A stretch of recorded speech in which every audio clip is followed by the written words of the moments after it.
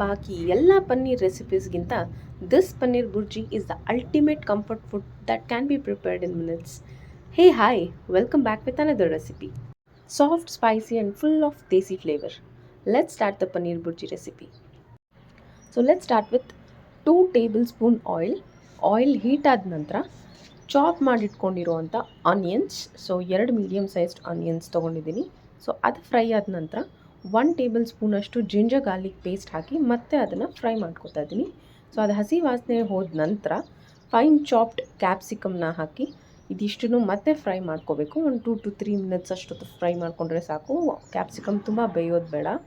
ಈಗ ಸಣ್ಣದಾಗಿ chop ಮಾಡಿಟ್ಕೊಂಡಿರೋ tomatoes ಹಾಕ್ತಾಯಿದ್ದೀನಿ. ಸೊ ಇದಿಷ್ಟೂ ಒಂದು 3 ಮಿನಿಟ್ಸ್ ಅಷ್ಟೊತ್ತು ಚೆನ್ನಾಗಿ ಫ್ರೈ ಮಾಡ್ಕೋಬೇಕು.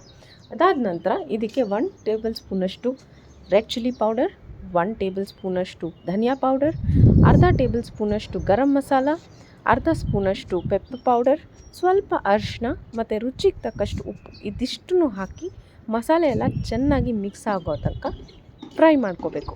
ಸೊ ಇದೊಂದು 2 ಮಿನಿಟ್ಸ್ ಫ್ರೈ ಆದಮೇಲೆ ಗ್ರೇಟ್ ಮಾಡಿಟ್ಕೊಂಡಿರೋ ಪನ್ನೀರ್ ಅಥವಾ ಸ್ಮ್ಯಾಶ್ ಮಾಡಿಟ್ಕೊಂಡಿರೋ ಪನ್ನೀರನ್ನ ಕಡಾಯಿ ಒಳಗೆ ಹಾಕಿ ಪನ್ನೀರ್ ಮತ್ತು ಮಸಾಲ ಎರಡೂ ನೀಟಾಗಿ ಮಿಕ್ಸ್ ಆಗೋ ಥರ ಅದನ್ನು ಚೆನ್ನಾಗಿ ಕವರಪ್ ಮಾಡ್ಕೋಬೇಕು. ಸೊ ಇದು 2 to 3 ಮಿನಿಟ್ಸ್ ಕುಕ್ ಆದ ನಂತರ ಅದು ಸ್ವಲ್ಪ ವಾಟ್ರಿ ಆಗುತ್ತೆ. ಈಗ ಲಿಡ್ ಕ್ಲೋಸ್ ಮಾಡಿ ಮತ್ತೆ 2 to 3 ಮಿನಿಟ್ಸ್ ಅದನ್ನ ಕುಕ್ ಮಾಡ್ಕೋಬೇಕು. ಪನ್ನೀರ್ ಬುರ್ಜಿ ಸೂಪರಾಗಿ ಕುಕ್ ಆಗಿದೆ.